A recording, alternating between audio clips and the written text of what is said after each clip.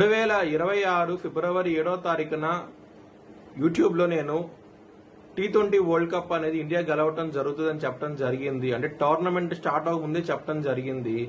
అది మార్చి 8వ తారీఖున అది ప్రూవన్ అయ్యింది. ఇది యూట్యూబ్ ఛానల్లో పెట్టడం జరిగింది. వార ఫలాల్లో పెట్టాను కూడాను. మీ కింద డిస్క్రిప్షన్లో లింక్ ఉంటుంది. నిజమా కాదా అనుకుంటే కనుక లింక్ ఓపెన్ చేసి చూడండి. జై శ్రీరామ్. 2022 నుంచి 2026 మార్చి వరకు మొత్తం 20 ప్రెడిక్షన్స్ అనేవి ప్రూవెన్ అయ్యాయి. అవన్నీ కింద డిస్క్రిప్షన్ లో ఇవ్వడం జరుగుతోంది. ఇది నిజమా కాదా అనుకుంటే కింద డిస్క్రిప్షన్ లో లింక్స్ ఓపెన్ చేసి చూడండి. నిజమైతేనే నా ఛానల్ ని సబ్స్క్రైబ్ చేసుకో. మీనరాశికి అధిపతి గురువు. మీనరాశిలో పూర్వాభాద్రం 4వ పాదం,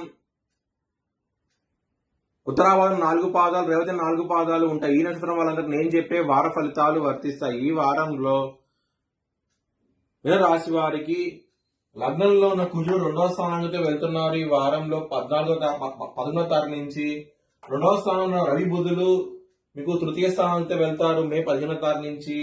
తృతీయంలో ఉన్న శుక్రుడు 4వ స్థానానికి వెళ్తారు మే 15వ తారీఖు నుంచి. ఈ గ్రహాలు మారబోతున్నాయి.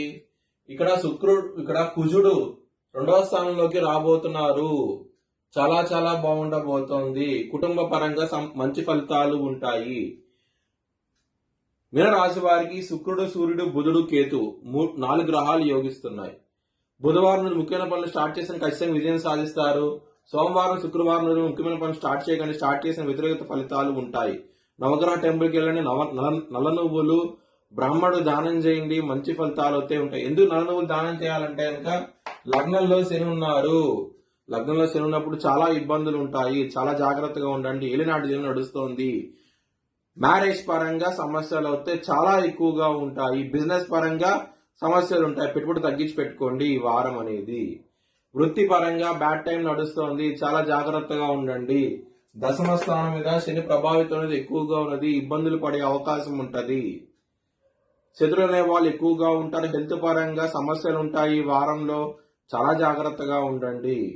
లవర్స్ కి మాత్రం బ్యాడ్ టైం నడుస్తోంది. కొంచెం జాగ్రత్తగా ఉండండి.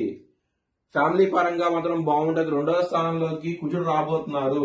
2వ స్థానంలో కుజుడుకు వచ్చినప్పుడు 2వ స్థానం మీ మాట తీరని చాలా జాగ్రత్తగా ఉండండి. హార్ష్ వాయిస్ ఉంటే కనుక ఇబ్బంది పడే అవకాశం ఉంటది.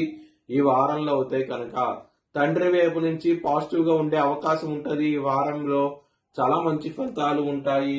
2వ స్థానం రవి 15వ తారీఖు వరకు ఉంటారు కాబట్టి ఇక్కడ రవి చాలా బలంగా ఉంటారు. బుధుడు మిత్రస్థానం అయి ఉంటది మేషరాశి.